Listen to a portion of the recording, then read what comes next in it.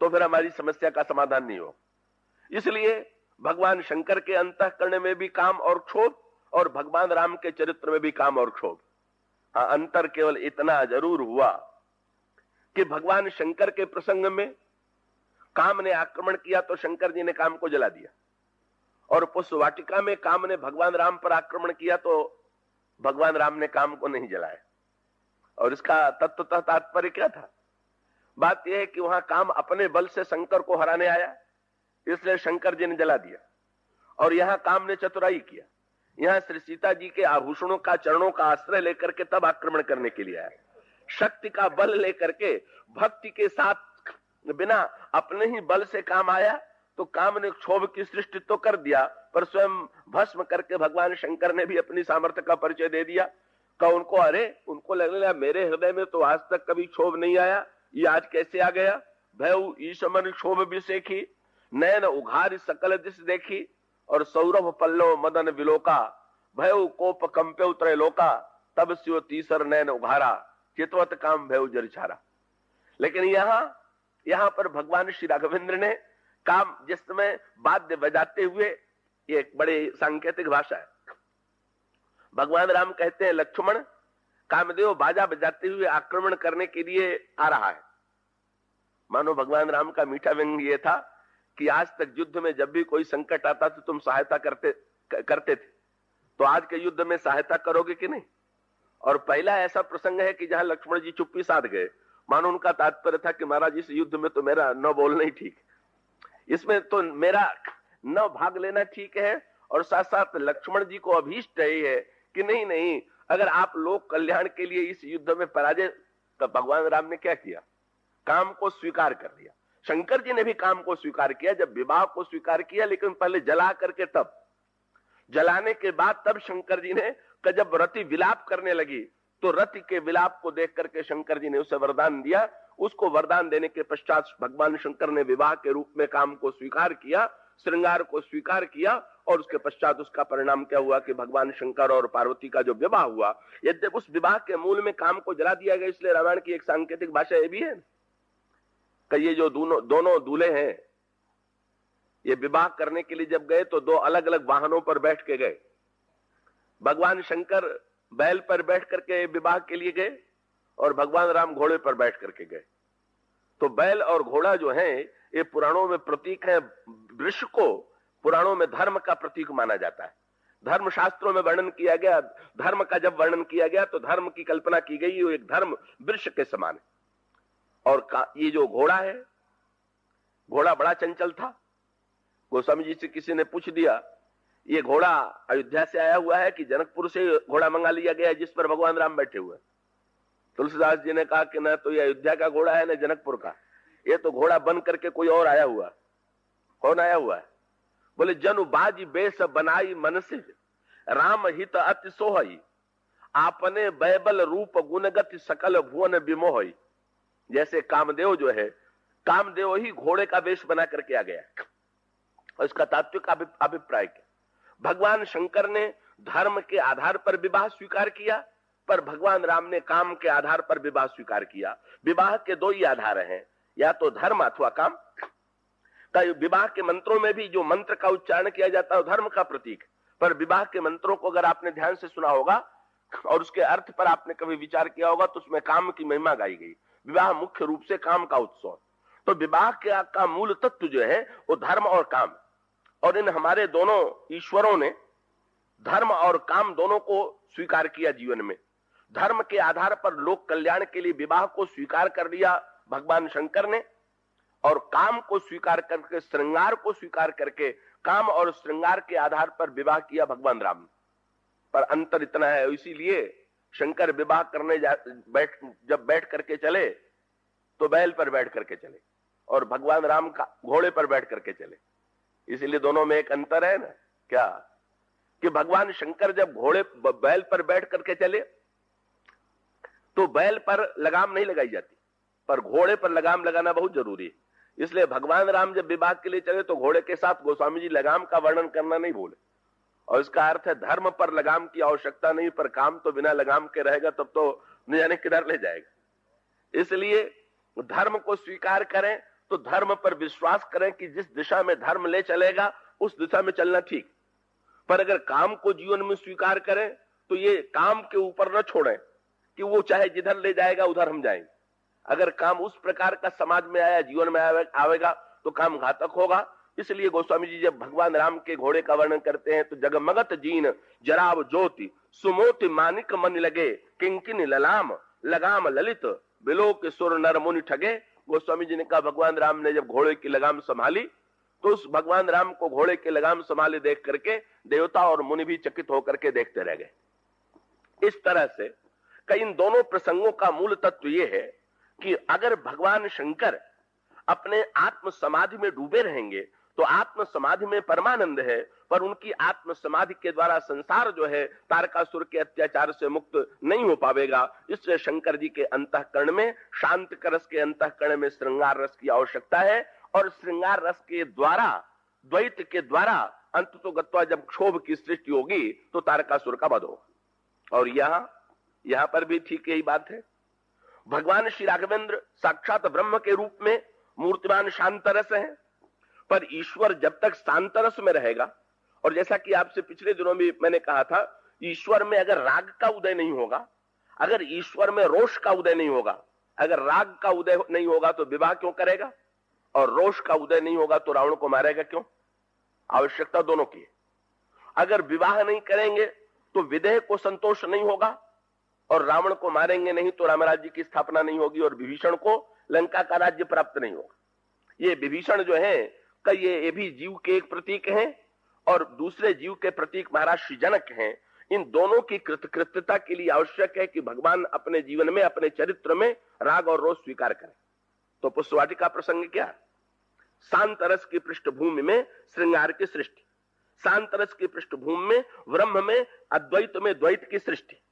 लेकिन जो बात अनोखी थी उसमें एक वो मैं कहना चाहता था और बड़े महत्व की है, क्या कि शांत रस के साथ साथ श्रृंगार रस का वर्णन करने के श्रृंगार रस का ही पूरा आनंद आ जाने देते, पर गोस्वामी जी ने श्रृंगार रस का वर्णन करते करते भी पूरी तरह से श्रृंगार रस का परिपाक नहीं होने दिया, अपितु श्रृंगार रस के साथ वात्सल्य को जोड़ दिया। क्यों? और उसी क्रम में वस्तुतः गोस्वामी जी चाहते क्या है, श्रृंगार के साथ वात्सल्य जोड़ना आवश्यक क्यों है, और गोस्वामी जी ने श्रृंगार से भी अधिक महत्व वात्सल्य को क्यों दिया? अभी आपके सामने प्रारंभ में यही कहा गया कि जब वो सीता जी की वंदना करते हैं तो कहते हैं जनक सुता जग जननी जानकी अतिशय प्रिय करुणा निधान की। आप महाराज श्री जनक की पुत्री हैं, मां हैं और प्रभु की प्रियतमा है।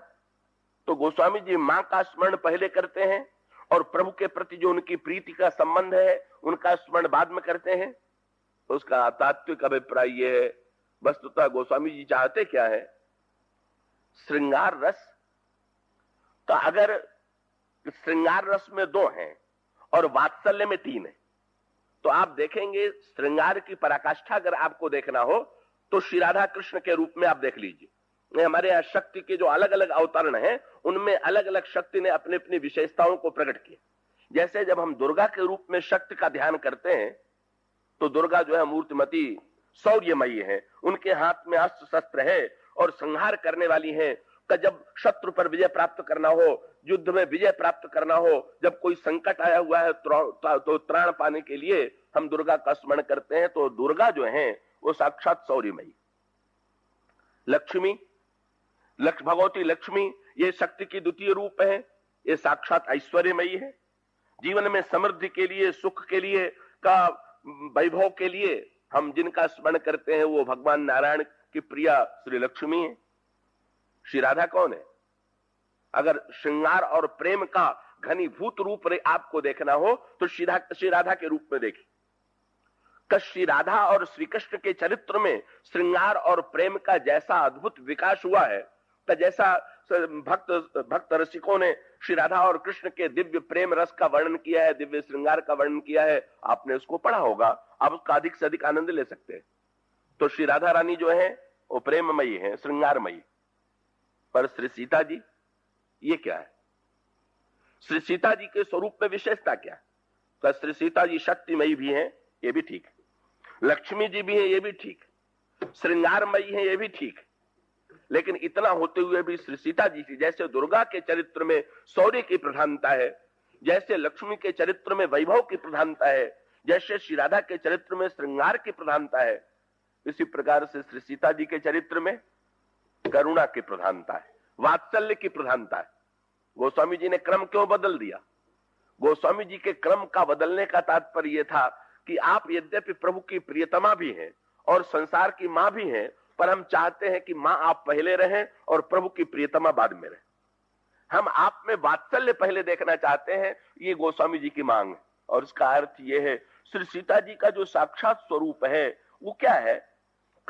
पति पत्नी कितने भी अनुराग रस में क्यों न डूबे हुए हों, कितने परस्पर वार्तालाप में क्यों न लगे हुए हों, का तन्मय तदाकार हो रहे हैं, लेकिन अगर घर में बच्चा हो और बच्चा अचानक रो पड़े तो क्या होगा?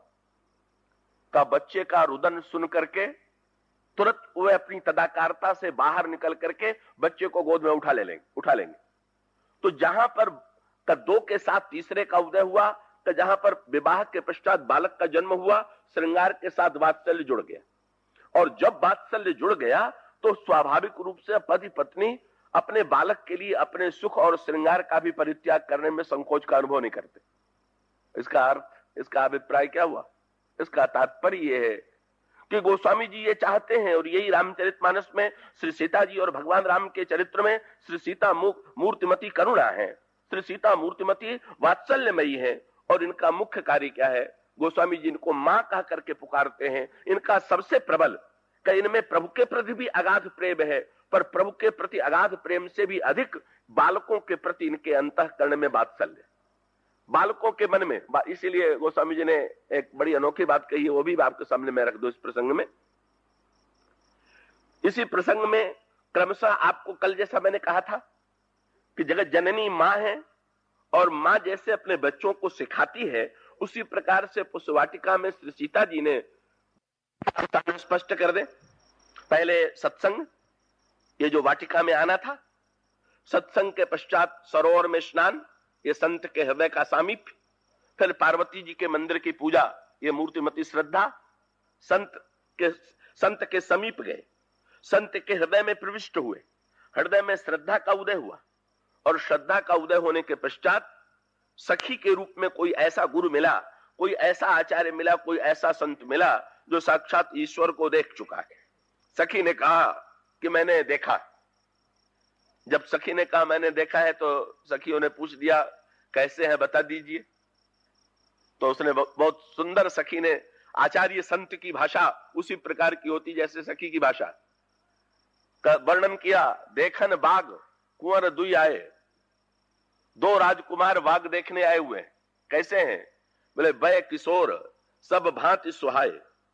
और आगे वर्णन करो कि श्याम गौर किम कहूं बखानी। एक श्याम है, एक गौर है। जब इतनी दूर तक वर्णन किया तो आगे लगा कि अब अंगों का वर्णन भी करेगी सखी, पर वर्णन करते करते अचानक सखी ने मोड़ दिया। क्या? बोले श्याम गौर किम कहूं बखानी। एक श्याम है, एक गौर है, मैं वर्णन कैसे करूं? क्यों? बोले गिरा अनैन नैन बिनु बानी। का गिरा वाणी जो है वो बोल सकती है, पर उससे हम देख नहीं पाती, और आंखें देखती हैं पर वे उनके पास बोलने की शक्ति नहीं है। इसलिए ब्रह्म इसका तात्पर्य क्या हुआ? ये तो संसार में सारी वस्तुओं में यही होता है, हम लोग देखते आंख से हैं और वर्णन जीभ से करते हैं। पर सखी ने जब ये कहा कि श्री राम को देखने के पश्चात नेत्र अपूर्ण है और जिह्वा अपूर्ण है, तो उसका अभिप्राय कि संसार के व्यक्ति और वस्तु अपूर्ण है, इसलिए अपूर्ण इंद्रियों के द्वारा उनका परिचय दिया जा सकता है। पर जब पूर्ण ब्रह्म के परिचय देने की बात आई तो नेत्र की अपूर्णता और जिह्वा की अपूर्णता का भान आ गया। सखी का मानो संकेत ये था, सखी का तात्पर्य। और एक सखी ने दूसरा संकेत और भी किया। क्या? कभी वर्णन करने की पद्धति हमारे आपके जीवन में क्या है? नेत्र से हम और आप पहले देखते हैं, नेत्र से देखने के पश्चात मन अगर नेत्र के साथ सहयोग न करे तो नहीं दिखाई देगा। तो मन और नेत्र मिलकर के देखते हैं, और मन और नेत्र मिलकर के देखने के पश्चात फिर मन क्या करता है? जो अनुभव करता है वो बुद्धि को बताता है, और तब बुद्धि जो है भाषा के माध्यम से जिह्वा के द्वारा उसी को प्रकट करती है। ये क्रम है। यही वर्णन करने की पद्धति है हमारे आपके जीवन में। पहले मन और नेत्र से देखना, मन के द्वारा अनुभव करना, बुद्धि के द्वारा भाषा का रूप देना और बुद्धि के द्वारा भाषा का रूप देकर के उसका वर्णन करना। सखी ने कहा कि यहां पर वर्णन नहीं हो सकता। क्यों? बोले नेत्र और मन से देखने के बाद मन तो उन्हीं के पास रह गया, तो बीच में अनुभव करने वाला जब बताने वाला है ही नहीं है तो बुद्धि किससे सुन के बतावे। इसलिए बस पूछो मत कैसे हैं, बस उनको तो पाने की चेष्टा करो, वर्णन ही में समय मत बिता दो, कहीं समय ऐसा ना हो कि चले जाएं। चलो, श्री सीता जी के हृदय में व्याकुलता है, उत्कंठा है, चली। जब चलने लगी तो गोस्वामी जी ने कहा, वैसे तो नियम यह था कि सीता जी ही आगे आगे चलती थी, सखियां पीछे पीछे चलती थी, पर इस पुष्पवाटिका प्रसंग में जरा क्रम उलट गया। श्री सीता जी ने उसी सखी को आगे कर दिया। आगे क्यों कर दिया? तो एक तात्पर्य तो इसका यह है, और बिल्कुल ठीक ही है, कि आचार्य के पीछे चल करके ईश्वर की खोज करेंगे तो संत और आचार्य जो है, जिसने ईश्वर को पाया है, उसके पीछे चलना चाहिए, उसका अनुगामी बनना चाहिए। और अगर दिव्य रस की दृष्टि से विचार कीजिए तो इसका एक दूसरा तात्पर्य भी है। क्या?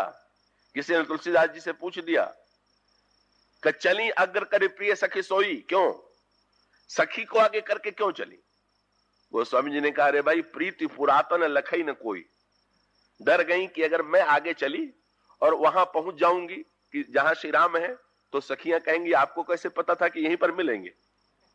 इसलिए मेरे और प्रभु के पुराने प्रेम को कोई जान नहीं जाए, इसलिए सखी को आगे कर दिया कि मैं तो बिल्कुल उनको जानती ही नहीं, तुम जब दिखलाओगी तो मैं देखूंगी, तुम परिचय कराओगी तो परिचय प्राप्त होगा। इस तरह से मानो बिल्कुल अनभिज्ञ बन करके। और यही अर्थ है कि जो शिष्य बने वो अनभिज्ञ बने। जाना चाहो राम गुण गूढ़ा, कीनहु प्रश्न मनोवती मूढ़ा। जो स्वयं अपने को योग्य मानता है, जो स्वयं अपने को आचार्य मानता है, का वो व्यक्ति ईश्वर को प्राप्त करने का अधिकारी नहीं है। इसलिए श्री सीता जी ने सखी को आगे कर दिया। सखी जिधर लेकर के चल रही है, सीता जी उधर चल रही। आचार्य के पीछे संत की, बस ईश्वर की खोज प्रारंभ हो गई। लेकिन आश्चर्य क्या, हम लोगों का आपके लिए भी सावधानी क्या, कि हम संत का आश्रय लेकर के अगर ईश्वर को प्राप्त करने की चेष्टा करें और संजोग ये हो कि ईश्वर तुरंत न मिले, तो हुआ यही। यहां पर हुआ क्या कि सखी ने जहां पर श्री राम को देखा था वहीं लेकर के वो सीता जी को आई, लेकिन वहां पर श्री राम नहीं थे। ये प्रभु का खेल बड़ा अनोखा है। ये किसको कहां मिलेंगे इसको कोई बता नहीं सकता। इनके मिलने के स्थान इतने अनोखे हैं कि इसका अर्थ ये है, ये न समझिए कि एक संत को, एक महापुरुष को जहां पर ईश्वर प्राप्त हुआ है, जिस पद्धति से प्राप्त हुआ है, प्रत्येक को इसी पद्धति से ईश्वर प्राप्त होगा, ये बिल्कुल नियम नहीं, बिल्कुल ऐसा नियम नहीं। इसलिए होता क्या है, कभी कभी व्यक्ति संत और सदगुरु का आश्रय लेने के बाद सोचता है तुरंत ईश्वर मिलेगा, और नहीं मिलता है तो कभी कभी उसको अपने आचार्य पर ही श्रद्धा हो जाती है। श्री सीता जी भी सखी से कह सकती थी कि तुमने तो कहा था है अगर यहां होते तो दिखाई न देते, पर नहीं, बल्कि व्याकुलता बढ़ गई। और श्री राम के न मिलने का तात्पर्य क्या है? मानो ईश्वर कहां मिलेगा, ईश्वर को हम पाना चाहें तो कहां मिलेगा? तो रामायण में अनोखा आपको एक व्यंग मिलेगा। क्या? दो महापुरुषों के विषय में ईश्वर की प्राप्ति का वर्णन आया, और दोनों के वर्णन जो है बिल्कुल एक दूसरे से उल्टे हैं। क्या? एक तो महाराज मनु ने भगवान राम का दर्शन किया, और दूसरे महर्षि विश्वामित्र ने भगवान राम का दर्शन किया, पर दोनों में अंतर क्या है? महाराज मनु जो थे वो रहते थे नगर में, और उनके हृदय में जब भगवान के दर्शन की आकांक्षा उत्पन्न हुई तो प्रेरणा मिली, अगर मुझे पाना चाहते हो तो राज्य छोड़ो, राज्य का परित्याग करो, वन में आओ तो दर्शन देंगे। मनु ने राज्य का परित्याग किया, संपत्ति का परित्याग किया, वन में गए तो भगवान राम का मन को दर्शन हुआ। जब इस प्रसंग को कोई पढ़ेगा तो उसको यही लगेगा, ईश्वर को अगर पाना है तो घर छोड़ करके वन में जाना पड़ेगा, संपत्ति छोड़ करके, वैभव छोड़ करके तपस्या करनी होगी, तो श्री राम मिलेंगे, तब श्री राम का वन में दर्शन होगा। भगवान इस धारणा को सत्य नहीं रहने देते। क्या? विश्वामित्र जी वन में बैठे हुए थे, उनको ईश्वर से मिलने की इच्छा आई, गाधी तनय मन चिंता व्यापी, हरि बिनु मिले मरि ही न निश्चर पापी। सोचने लगे हरि कहां मिलेगा। तो भगवान ने कहा मैं तो नगर में बैठा हुआ हूं, मुझे पाना है तो वन छोड़ के नगर में आइए तो आपसे वहां मिलेंगे। तो एक से मिले तो नगर में नगर वाले से नगर छोड़ के जब वन में गया तो वन में मिले, और दूसरा जो वन में बैठा हुआ था उससे मिलना हुआ तो नगर में बुला लिया। और तपस्या से मिलते हैं कि व्रत उपवास से मिलते हैं कि खाने पीने से मिलते हैं, ये भी गोस्वामी जी की मीठी चुटकी। क्या मनु जी ने पहले कंदमूल फल का सेवन किया, फिर उसका भी त्याग कर दिया, फिर जल का भी त्याग कर दिया, फिर वायु का परित्याग कर दिया, तब श्री राम का दर्शन हुआ। तो लगता है ज्यों ज्यों सारी वस्तुओं का परित्याग करेंगे, खाना पीना छोड़ेंगे तो भगवान मिलेंगे। लेकिन विश्वामित्र जी वन छोड़ के नगर में आ गए। दशरथ जी ने स्वागत किया, सिंहासन पर बैठाया, पर विश्वामित्र जी की आंखें तो श्री राम को ढूंढ रही हैं। अरे जिसका दर्शन करने के लिए आया का वो तो सामने आए नहीं, श्री राम अभी तक सामने नहीं आए। विश्वामित्र जी के सामने भगवान राम आए, पर कब आए? गोस्वामी जी ने मीठा विनोद किया, कब आए? पहले दशरथ जी ने महाराज विश्वामित्र का पूजन किया, और पूजन करने के पश्चात बोले विविध भांति भोजन करवावा, और मुनिवर हृदय हर्षा तिपावा, पुनि चरणन मेले सुचारी। जब खूब भोजन करके भरपेट बैठ गए आनंद से, तब श्री राम ने आके प्रणाम किया। अब कौन बतावे कि भरे पेट मिलता है कि खाली पेट मिलता है, वन में मिलता है कि नगर में मिलता है। वो तो उसके मिलने का खेल तो अनोखा है, कौतुक अनोखा है। और उसका तात्विक तात्पर्य क्या है कि भाई मनु के अंतःकरण में संपत्ति के प्रति आसक्ति थी, जब उन्होंने आसक्ति को छोड़ा तो ईश्वर मिला। आसक्ति छोड़ने से ईश्वर मिलता है कि ये इसका अर्थ है कि कोई वस्तु छोड़ने से ईश्वर नहीं मिलता। और इसी प्रकार से विश्वामित्र के मन में तपस्या के प्रति सात्विक अहंकार था, मैं तपस्वी हूं, मैं वनवासी हूं। तो जब उन्होंने तपस्या के प्रति अपने सात्विक अहंकार का परित्याग किया तो भगवान उनको मिले। और भगवान मिलते काहे से हैं? बोले भाई उस श्रीमद् भागवत में आता है ना कि कथा कैसे सुने सप्ताह, तो बोले 7 दिन बिना कुछ खाए पिए केवल जल पी करके सुने। अब पढ़ करके आतंक कई लोगों के मन में बैठ जाता है। फिर लिखा गया कि अच्छा नहीं, जल पर ना रह सके तो फल खा करके ही रह जाए। फिर उसके पश्चात अंत में सबसे बढ़िया सूत्र क्या दे दिया गया कि असली बात है कथा में मन लगना, चाहे पेट भर करके फलाहार करके चाहे जल पी करके सुनने में मन लगे तो मन लगाइए। अगर भोजन करने से नींद आने लगे तो कथा भोजन बाधक हुआ। कई लोग आते हैं बेचारे कथा सुनने पर, भोजन करके आने के बाद कई लोगों को नींद आने लगती है, कई लोगों को ऐसा अनुभव होता है। और इसका अभिप्राय कि मुख्य वस्तु जो है भोजन करना और छोड़ना नहीं, मुख्य वस्तु तो कथा श्रवण है। कैसी प्रकार से मुख्य वस्तु ईश्वर के प्रति प्रीति है, ये प्रश्न नहीं है कि हम व्रत हैं कि हम भोजन कर रहे हैं, केवल ये मुख्यता नहीं है। तपस्या की दृष्टि से व्रत उपवास श्रेष्ठ हुआ, और वैसे अगर देखा जाए भोजन करना जो है वो साधारण व्यक्ति का लक्षण हुआ, पर ईश्वर के संदर्भ में इसका कोई प्रश्न नहीं है। और ऐसी स्थिति में ईश्वर की प्राप्ति कहां कैसे होगी ये ईश्वर ही जानता है। इसलिए ईश्वर वन में भी मिलता है, नगर में भी मिलता है, तपस्या भी मिलता है। और अगर क्रम की दृष्टि से उलट करके देखें तो भगवान राम के रूप में भगवान राम ने अवतार लिया तो राजमहल में अवतार लिया, और वही भगवान राम जब श्री कृष्ण के रूप में जन्म लेते हैं तो कारागार में जन्म लेते हैं। और उसका अर्थ है कहां आवेंगे क्या पता है, जेल में आवेंगे कि राजमहल में आवेंगे, का सर्वत्र हैं, जहां उनकी मौज होती है वहीं आ जाते हैं। तो सखी ने जहां पर देखा था वहां खोज वहीं ले आई। जब किसी संत से आप पूछेंगे, हमारे एक बड़े प्रसिद्ध संत थे, उनका मैं नाम नहीं लूंगा, पर बड़े उत्कृष्ट संत थे, पर उनके पास जब कोई व्यक्ति जाए तो उससे वो कुछ वस्तुओं को छुड़वाते थे खाने में, और जिनमें जो वस्तुएं छुड़वाते थे वे उनमें विशेष रूप से मुझे अच्छी तरह याद है कि एक बार मैंने उनका सत्संग किया तो उन्होंने कहा कि 4 वस्तु नहीं खानी चाहिए, उसमें उन्होंने 2 वस्तुओं का नाम लिया, मसूर की दाल और गोभी का फूल, गोभी नहीं खाना चाहिए। तो ठीक बात, इसका अर्थ क्या हुआ कि मसूर का दाल या गोभी का फूल, जिसने गोभी खा लिया उसको ईश्वर नहीं मिलेगा क्या? और उस संत जो कह रहे थे गलत था सही था। वो संत इस अर्थ में सही थे कि उन्होंने इन्हीं वस्तुओं का त्याग करके साधना की थी, और उसके बाद उनको ईश्वर का साक्षात्कार हुआ। तो उन्होंने जब भी वो दूसरे को बताते थे तो अपना ही अनुभव बताते थे, अब दूसरा संत ऐसा भी हो सकता है कि उसका अनुभव उससे भिन्न हो और दूसरे प्रकार से बतावे, और इसका अर्थ यह है कि इससे भ्रम में पड़ने की आवश्यकता नहीं है। प्रत्येक संत की अपनी अनुभूति है, भगवान अलग अलग रूपों में अलग अलग पद्धतियों से प्राप्त होते हैं, ये तात्पर्य। इसलिए भगवान राम जब वहां नहीं मिले तो नहीं क्यों मिले, उसका एक उद्देश्य था। क्या?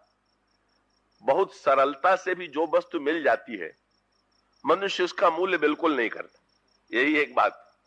थोड़ी कठिनाई से मिले तो व्यक्ति वस्तु को संभाल करके रखता है, और कोई वस्तु बिल्कुल सरलता से मिल जाए तो फिर देखिए, अब यही ना अंतर है। हम लोगों की दृष्टि में सोने चांदी का बहुत मूल्य है और हवा का कोई मूल्य नहीं। गोस्वामी जी ने कहा भगवान ने बड़ी कृपा की है। क्या?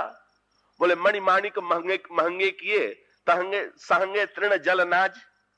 सोना हीरा मोती महंगा और अन्न उससे सस्ता, अन्न से सस्ता जल, जल से सस्ती हवा। और क्रम बिल्कुल उल्टा है। हीरे मोती के बिना सारे जीवन रह सकते हैं लेकिन उसका दाम बहुत है, और अन्न के बिना 10-5 दिन भी रहना कठिन हो गया पर उसका दाम का उससे सस्ता। तो सस्ता क्यों? हीरा मोती दुर्लभ है इसलिए उसका दाम अधिक, और अन्न मिल गया सरलता से इसलिए उसका दाम कम। और अन्न के बिना भी 2-4 दिन रह लीजिए, पर जल के बिना दिन भर भी बिताना कठिन है, पर जल का दाम और कम है, क्योंकि जल को पाना अन्न की अपेक्षा भी सरल है। और अन्न के जल के बिना भी आप दिन भर 4-6 घंटे 8 घंटे रह लीजिए, पर हवा के बिना तो एक क्षण भी नहीं रह पाएंगे। पर हवा का क्या दाम है? 1 पैसा दाम नहीं।